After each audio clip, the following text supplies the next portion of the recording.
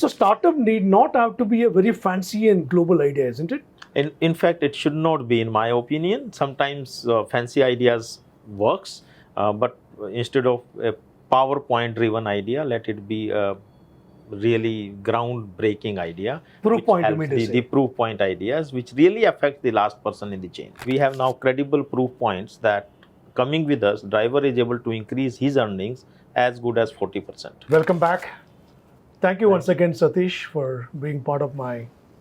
Pleasure, Ravi. By the year 2030, as per NASSCOM, India will alone have more than 10,000 plus startups in the deep tech area. It's nothing but a data dissection, data-driven kind of a market. That will also give us some significant advantage of being a market leader in the startup ecosystem. Absolutely. So, how will you foresee that happening in India? One, that's an exciting one, honestly, and what NASSCOM has predicted is the right thing, and India has people who can think ahead. There are startups who are very innovative, and obviously deep tech is just part of it. Right? Let me give you some examples, right, and which are related to our industry as well. And I will talk in terms of the business outcome. Tech is behind it. Okay, very nice. Right, because that's what matters to the ultimately to the people, right? So let's say in the segment where we are in, you are talking of a driver who is not even digitally enabled. Many of them don't even have a smartphone. So we were debating that, hey, what do we do with this AI ML stuff which can affect the life of that guy? That's what matters, right? And in fact, once I was asked in a Google event as well that, there are a lot of applications of AI, but I said, hey, is there an application which is for real people, for real outcome, for real solutions, all right? And that's where we started thinking about how do we get AI ML into the battery in the EV segment, whereby can we predict before the battery fails. That matters to the driver because ultimately his service is up and running all the time. So if you are able to apply AI ML and the technologies like this to the business outcome which affects the general life, that is a great news.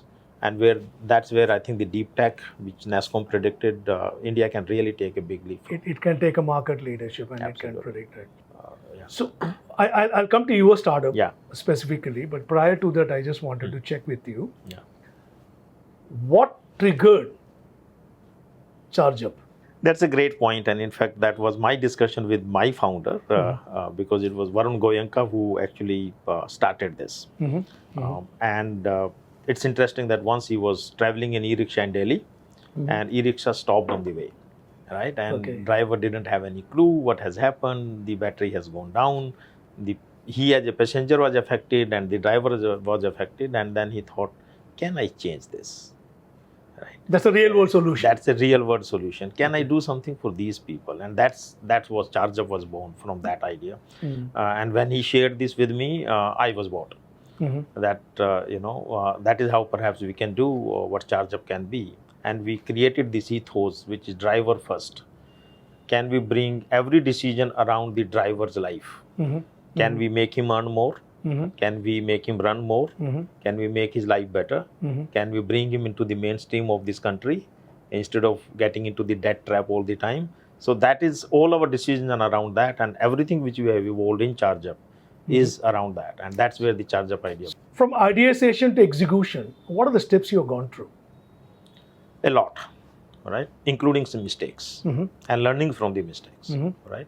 We took almost 8 to 9 months to really bring from a drawing board to a product which can be rolled out in the market. It was new.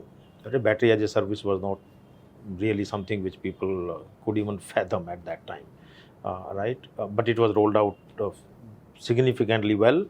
People accepted it. It was adopted well. The next journey was that what works in a metro, does it work in Bharat? And that was a big change in our own style of working and thought process as well. Right? What works in Delhi does not work in Mathura. I'll give you some personas, driver personas, and that shaped our journey as well. A driver in Delhi, perhaps he works for 8-9 hours, and after that he goes home. But a driver in Mathura, he goes home for lunch. Right? A driver in Mathura has his own house, and he has a place to park his auto and e-rickshaw. And in metros, which are more vertical cities, they don't have a parking place at home. So they need a place where they have to park. So the dynamics are very different. So we redesigned our product, and that was our next phase of evolution. That whatever we did in Delhi perhaps is not the right fit for a tier 2 city and tier 3 city.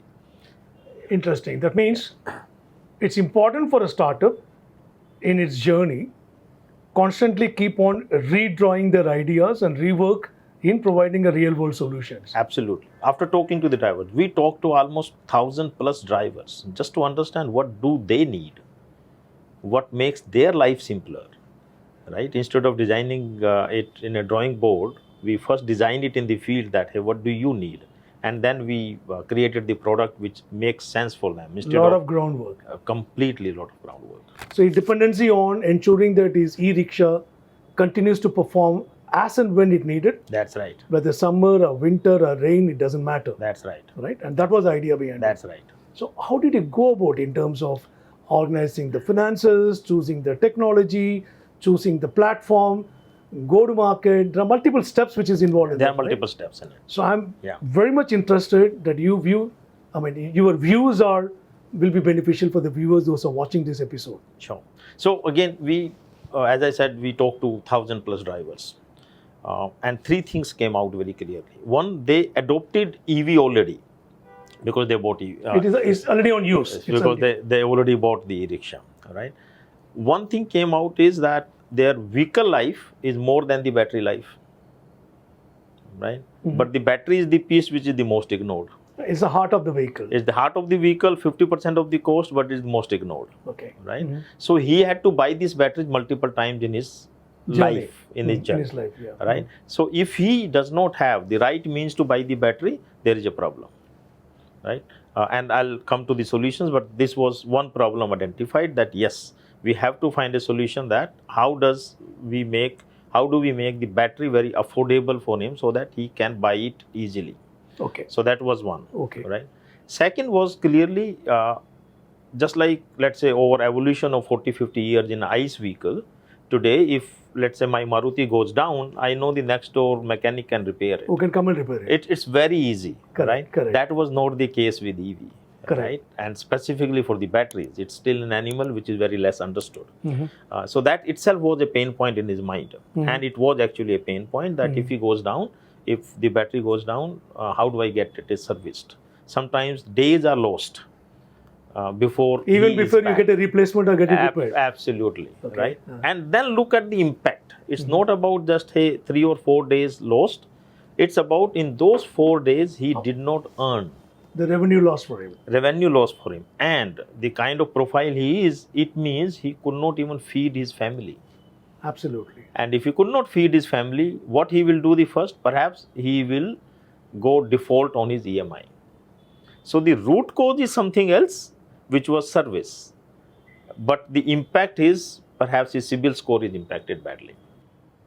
Credit score. The credit score is impacted so badly that look at the chain of reaction. So chain of reaction, right? Okay. And hence it becomes even more expensive for him to even take a loan.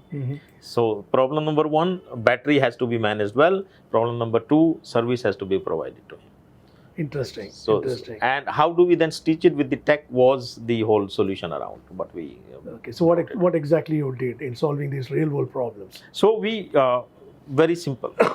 We brought in our tech, which goes pre-fitted into these batteries, right? So what it does, it almost converts an unsecure asset, which was the battery or the vehicle, into so there's an embedded monitoring system which is inbuilt into the battery. Into the battery, okay. Which is pre-fitted, and hence I can monitor this battery all the time, or the vehicle all the time. From a centralized location. From the centralized location. That's number 1. Number 2, in case there is a default, I can demobilize it. He can't do much about this battery. The battery will become like a tortoise, right? Correct, it won't. correct. You can't even do anything about it, right? So in that process, we have secured the asset which was unsecure. Interesting. And it means the NBFCs and banks now a bit more confident of giving the loan for this guy. So we have created a financing model this person which is much better than what it was before. So startup need not have to be a very fancy and global idea, isn't it? In fact, it should not be, in my opinion. Sometimes fancy ideas works, but instead of a PowerPoint-driven idea, let it be a really groundbreaking idea. Proof point, you helps mean to the say. proof point ideas, which really affect the last person in the chain. Yeah. What was acceptance of the funding agencies which wanted to invest in your business? Fairly good. We are very happy to have investors, fairly good marquee investors on our cap table. And they really trusted us. The good part is we are able to prove the model. We are able to get a product in the market which is profitable for the driver, and above all, it's profitable even for the ecosystem. And let for me the explain operator, that. Yes. for the end user, For the end user, and which is creating a chain reaction among the financiers. absolutely. Interesting. So therefore, the entire ecosystem stands to benefit out of it. Correct. Tell me more about it. Yeah. How many consumers you have? How many cities you are present in? So we'll be more interested to know that. Sure. So let's say first what we solve for the driver. Ultimately, what it means, he is able to run more, he is able to earn more. If he is able to earn more, he is able to pay well, right? So we have suddenly converted the entire life of that driver, and we have now credible proof points that coming with us, driver is able to increase his earnings as good as 40%. So 40%. think of the impact on the driver, simply because he is in the business of running. Correct. If you can just enable the running for him, and that's precisely what we did, right? Second was because, as I said, you have vehicle life which is more than the battery life. Can he get the next battery without a pain, right? If he has to again spend that much money in the battery, it becomes trouble for him. Okay. So that's where we introduced battery as a service concept. Okay. Right? So you pay as you grow. Right? So you take the battery, earn your money, pay us in normal installments. Right? Understood. So we converted a capex to a revenue model. Understood. That battery is no more a capex for you; it is a revenue generating asset for you. It's an operational expenses also. Yes, exactly. So that was the second. And third, now that's where the AI/ML plays the role, because now we are able to track through our tech. We have a lot of data which is collected over 5 years, and we run our AI/ML models on this. And that you have in-house data. It's absolutely in-house data. Fantastic. Of 5 years of data of all the battery chemistries. So more or less, it's a greenfield for you. So when you started, you never had enough of data. Absolutely. Now your AI engine and machine learning are dependent on your own internally generated data. Yes. There are no assumptions made here, right? Yes, no assumptions made. Actual based on the data, I can now predict whether this battery will go down in next 10 days or 7 days or 15 days. So even before the driver realizes that, you send the product for replacement. Absolutely. It's like recall. We recall the driver in our service center and say, hey, come for a so-called predictive maintenance or call it proactive maintenance. And he is back on the road again. Quite interesting. This is very, very interesting for a segment which is not digitally enabled. And you're 5 years old. This is 5 years old. How do you tie up your finances? It's bootstrapping, then fundraising. Obviously, we started with bootstrapping, then few HNIs came together. They loved the idea. They invested with us. They trusted us. And then we did our pre-Series A as well, almost 1.5 years back. And now we are looking for a Series A. Yeah. Absolutely. Looking for a second order Series A funding. Yeah. Quite interesting, Satish. Hold on to your thoughts. We are going to talk more about your journey. Sure. Wait for more. Do not miss to watch my next episode. Thank you so much. Thank you. Satish? Yes. What an interesting brand name, right? Absolutely. We in fact greet ourselves as ChargeUp. The most important piece here is the chemistry between the founders, right? And when I met Varun first, I clicked the idea that this seems to be great. Anomalies are part of life. I'm not even counting those. There will be days when we will question each other, is this right thing to do? And that's precisely healthy thing to do. In fact, we go on whiteboard so many times. So whenever there is a conflict of ideas, bring the driver in the center of the decision. So the core of the business, you always brought it to the table. Correct.